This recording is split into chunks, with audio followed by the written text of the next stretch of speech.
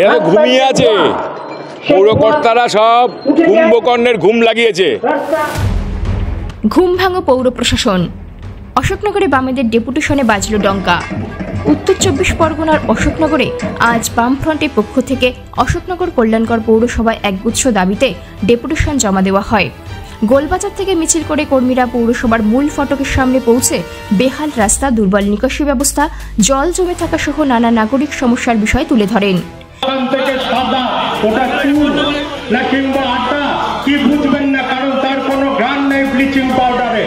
এরপরে তারা পৌর প্রশাসনের উদ্দেশ্যে স্মারকলিপি পেশ করেন।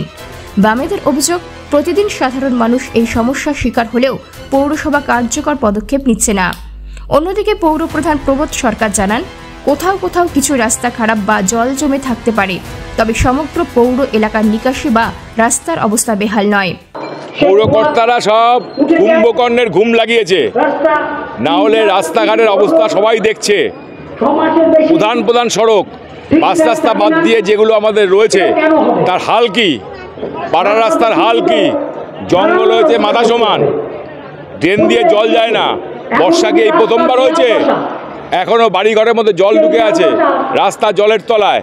তো ডেঙ্গু এইখান থেকেই তো বাড়ে, বাড়ির মধ্যে ঢুকে আপনার হাড়ির মধ্যে কেন জল, সেটা উল্টে দিন, ওটা তো উল্টানো যাবে, সামনে ট্রেনের কি হবে?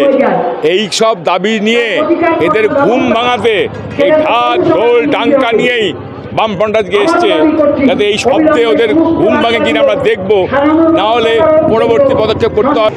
বর্তমান সময়ে যে অবস্থা, জল বৃষ্টির জন্য এই বেশি পরবর্তী রোদের, এবং তার সময় ওইজিসি করা তুলেছিল, এবং সেটা আমরা সবটাই তাদের যে প্রস্তুতি এই প্রস্তুতির উত্তর দিয়েছি আমরা, এবং উত্তর বলা ছিল না, বলেও লিখেছি আমরা আমাদের যে কথাগুলি ওরা চেয়েছে সবটাই উত্তর দিয়েছি।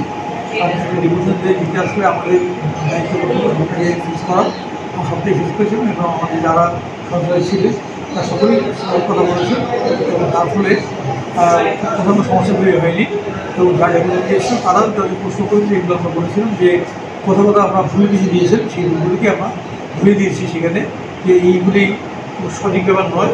যেমন ওনারা বলছিলেন যে বর্ষাকালে সব ড্রেনে জল জমে আছে, কারণ দেখেন কোন কোন ড্রেনে জল জমে আছে, যে একটা ড্রেনে জল থাকতে পারে সে সব ড্রেনে জল নেই।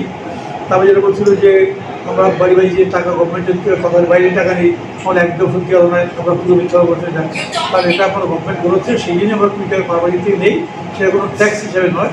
আমরা যে বাড়ি পরিষ্কার করে প্রত্যেক দিন যে পরিমাণ লোক কাজ করে তাদের মানাদের সমস্যাকে খানিকটা ভাগ করার জন্য আমরা 20 টাকা প্রত্যেক বাড়িতে নেই, সেটা তারা পরে করতে হবে ভরণ নেওয়ার।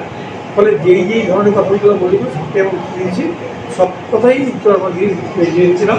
তো আমাদের যারা ছিলেন এখানে সবাই করেছেন, তো আমার মনে হয় যে এই ব্যাপারে ওদের কি বলা থাকবে না, কিন্তু কি বাইরে গিয়ে বলতে আমি জানি না, কিন্তু এখানে যারা কথা বলো সেক্ষেত্রে ওনারা আমাদের কি বলার হবে ছিল না।